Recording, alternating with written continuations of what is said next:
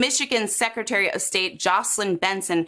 Thank you so much, Secretary, for being here this evening. My first question to you is about President Trump. You recently got into a bit of a scuffle with him because he accused you of mailing out illegally mail-in ballots, and you had to correct the record.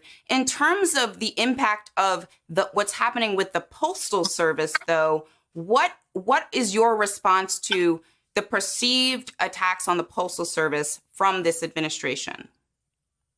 I think it's incredibly disturbing and concerning that in this time of great uncertainty, we're in the middle of a global pandemic. More citizens on both sides of the aisle are saying they want to vote safely from home this November. This is the time for the Postal Service to step up and show how it truly is a service organization and can meet the demands of the electorate. And for it to be going in the opposite direction right now with all of these changes, combining collaterally to make it more difficult for citizens to receive and return their ballots on time, leading the opening up for possible disenfranchisement of thousands of valid voters, citizens throughout the country is very disturbing. It is alarming. And myself and secretaries of state all across the country are going to be fighting this along with many others, because at the end of the day, we need to ensure that every vote counts and every voice is heard. What are you and those other secretaries of state doing to fight back against these funding cuts and manipulations of the Postal Service? Well, it's a two-pronged strategy. One, we've asked to meet with the Postmaster General to explain why this is a concern, how this is going to impact not just domestic delivery and return of ballots, but international as well for our military service members and others overseas. And of course, prescriptions, all the other reasons why we need the Postal Service to be reliable. So we're trying to work with the Postal Service, hopefully, to address these issues, but also creating a separate workaround like drop boxes, which I in Michigan and many of my colleagues are installing all across the country, so that citizens, if they can't rely on the mail to return their ballot, they can rely on our drop boxes that will be secured and monitored, where citizens can drop off their ballots and ensure that they're returned and received on time. You're also going to see an increase in ballot tracking mechanisms. We've created this in Michigan. Other states are doing this too, so that citizens can track when their ballot's been sent to them and when it's been received by their local election administrator, to again give that confidence in the process when there's so many uncertainties and variables challenging that confidence right now. How do we get young voters to participate in mail-in voting? It's not as if mail-in voting is something the younger voters have done all the time. What's the strategy on the ground in Michigan to ensure that young people are able to participate in really what's an unprecedented election process?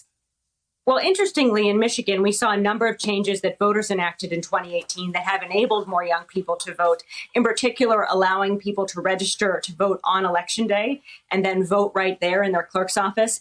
That has dramatically increased participation among 18 and 19-year-olds, who have been by far the largest age group to take advantage of that reform.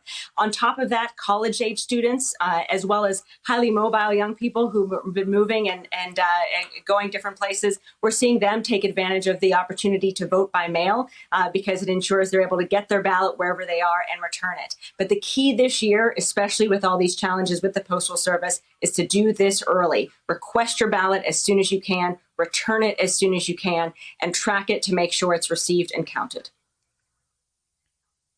That's really important, making sure that everyone knows that Election Day is not November the 3rd. If you're planning to mail and vote, you can figure out how to do that right this second. My last question to you is, what's your reaction to the fact that Melania and the president themselves requested their absentee ballots recently, and yet they're saying that mail-in balloting cannot be trusted? What's your reaction to that?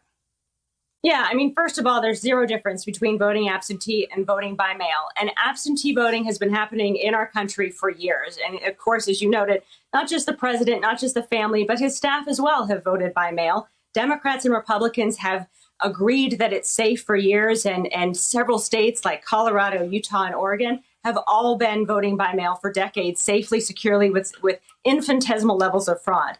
So this This is a system that works, and this is a moment when citizens across both aisles are demanding their right to vote by mail in the midst of this pandemic. And so we truly should be doing all we can to make that happen for our voters. And if the powers that be, if those in our Congress, if those in the White House are not stepping up to make the changes and the protections we need voters to be more informed than ever before on how to request, return, and track their ballots so that they can ensure that every vote, including theirs, is counted.